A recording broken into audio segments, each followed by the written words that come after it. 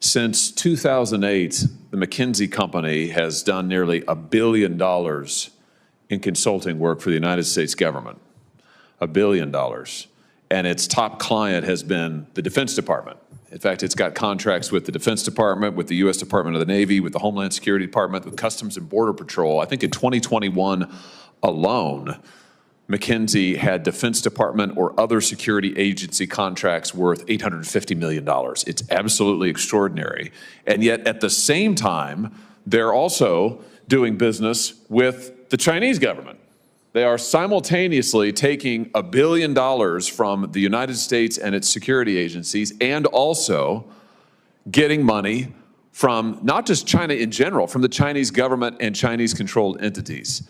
Explain to us why that is a problem. I think any normal American who's sitting out there and hears that would be absolutely outraged by it, and rightly so. Why are they getting taxpayer money advising our military and simultaneously advising the Chinese military? But just explain to us, why is this a national security concern? Well, thank you, Senator Hawley. I agree this is a national security concern. I would go further. I mean, the nature of the work that McKinsey did reportedly involved helping China consider how to outcompete U.S. technology firms, how to strengthen Made in China 2025. The goal was to help them advance their goals for technological dominance. And that is directly at odds with the interests not just of the U.S. government, but also of the corporate clients they had in the United States that they were also advising. So there's a clear conflict of interest there. And it's also, the kind of conflict of interest that even if McKinsey had exercised better judgment about the projects it took on, other firms doing business in China are getting raided by the Chinese government.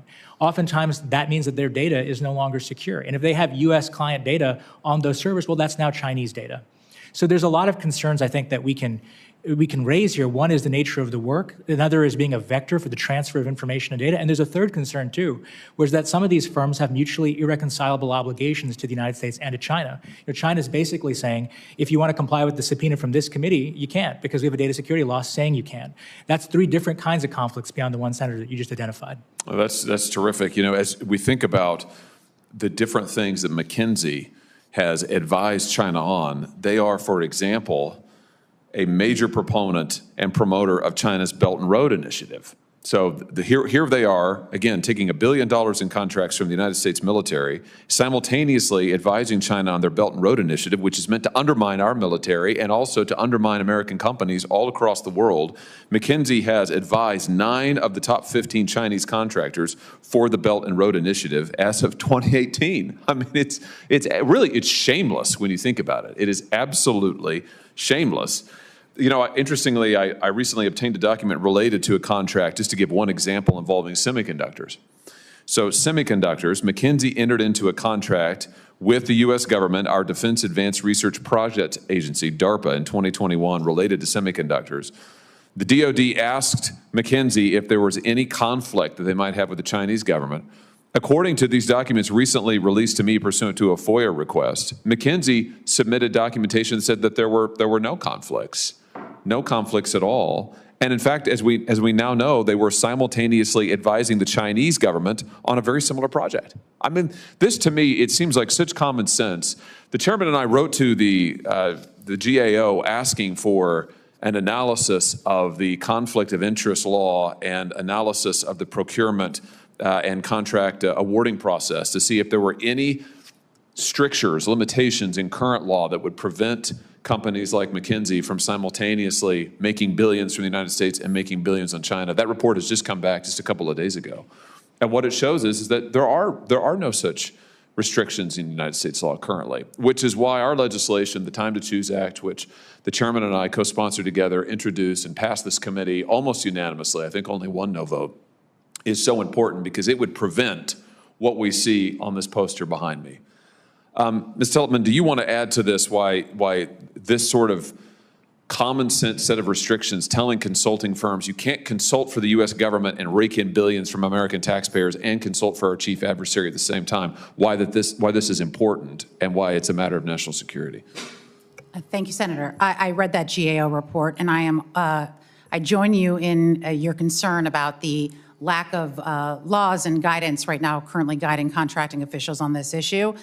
One thing I will note is that the FAR provisions related to conflicts of interest are quite broad.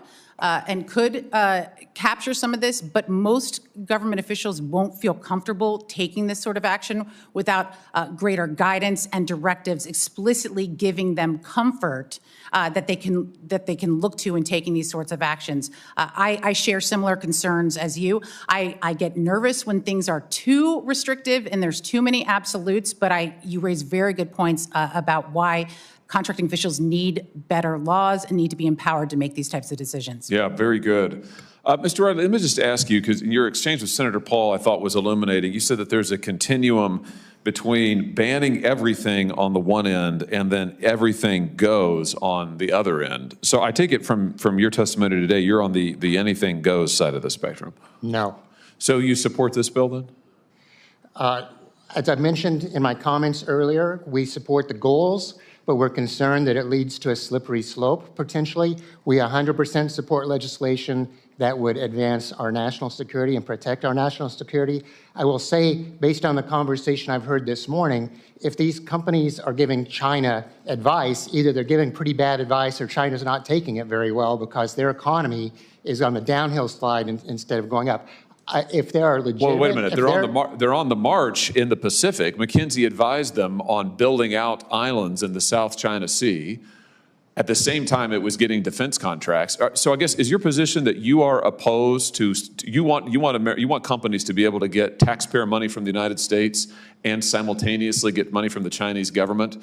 That's fine? My concern, Senator, is how do you differentiate between that, how you draw the line between that, and a soybean farmer, which depends on China for its exports and simultaneously... The soybean farmer isn't advising the Chinese military on how to take over the United States. I come from a state where our #1 agricultural product is soybeans. Right. And we are a state of soybean farmers, and I can tell you, I think they would take great offense to you comparing them to a consulting firm that is taking $1 billion in money from the United States military while simultaneously advising the Chinese military on how to harm the United States. Are you saying that soybean farmers harm the security interests of the United States? I think that's a ridiculous position. As I said, with respect to 232 national security legislation, it starts out here. The next thing you know, we're restricting trade with the UK, with Israel, with our allies. That's not how do you know that's not going to happen again? That's all I'm asking. We need to have guardrails to make sure that our soybean farmers and other producers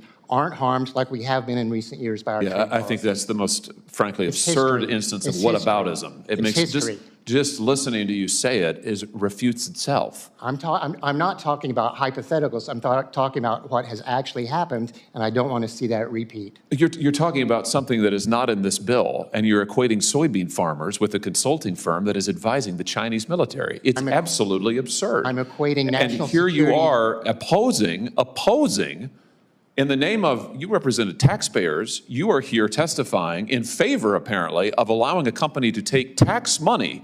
This is tax money. This is $1 billion in taxpayer money McKinsey is raking in, while also going to our chief adversary, selling our secrets essentially, and making money from them. What could be worse for the American taxpayer? I can't think of anything, which is why this bill passed overwhelmingly in this committee. And I thank you all for your testimony today. Thank you, Senator Peters, again for your hard work on this and support. I appreciate it. And thanks for holding this hearing.